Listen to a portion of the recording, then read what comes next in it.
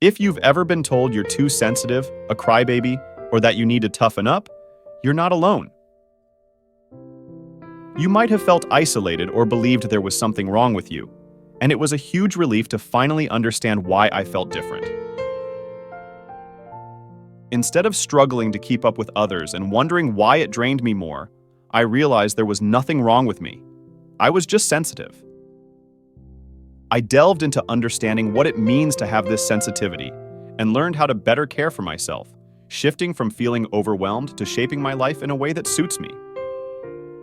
Whether you're highly sensitive, empathetic, introverted, or just struggling to cope with the world, this video offers valuable insights to help you navigate and prioritize self-care. The primary lesson I've grasped, though it may seem rudimentary, it's not always deemed practical in modern society, is the importance of prioritizing personal comfort. We often place immense significance on diligent labor and completing tasks regardless of our emotional state. From a young age, we're conditioned to suppress our innate emotions to meet societal expectations. I've come to realize that there are tangible steps I can take to alleviate discomfort, especially when facing draining situations. Therefore, the foremost advice I wish to impart today is to anticipate and prepare ahead. For instance, I consistently ensure I carry a survival kit whenever I venture out. This kit includes essentials such as water, snacks for potential drops in blood sugar, lip balm, tissues, and occasionally noise-canceling headphones. While my friends may jest about my seemingly over-prepared backpack, these items significantly aid me in navigating various scenarios.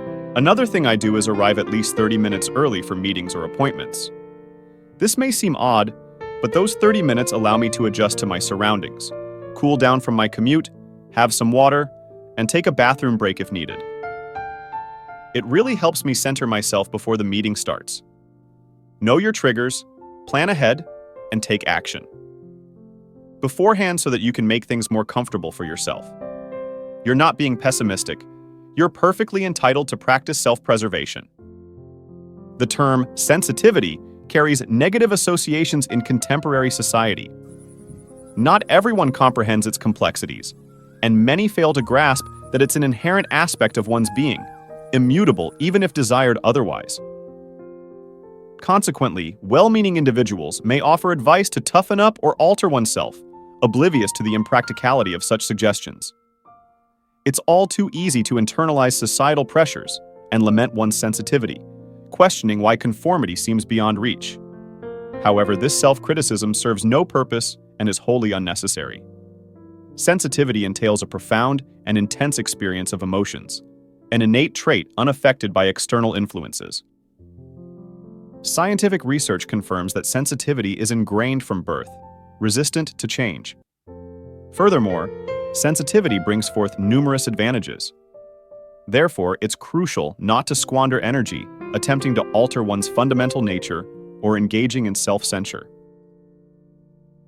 Embracing oneself as a sensitive individual paves the path towards leveraging its strengths and living authentically. Identify what triggers you, things that upset you. Once you're aware of them, establish boundaries to safeguard your mental and emotional well-being.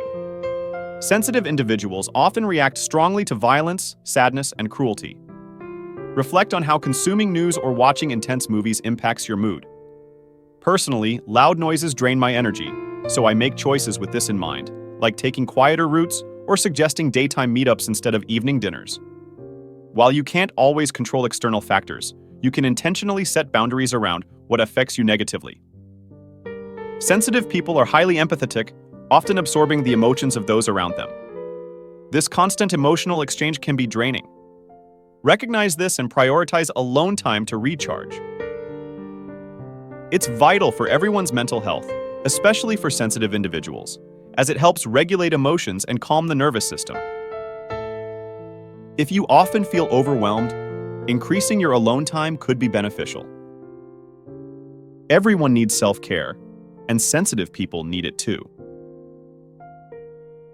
And I'm not just referring to bubble baths or hot chocolate, although those can also be very enjoyable. I'm talking about self-care on a deeper level.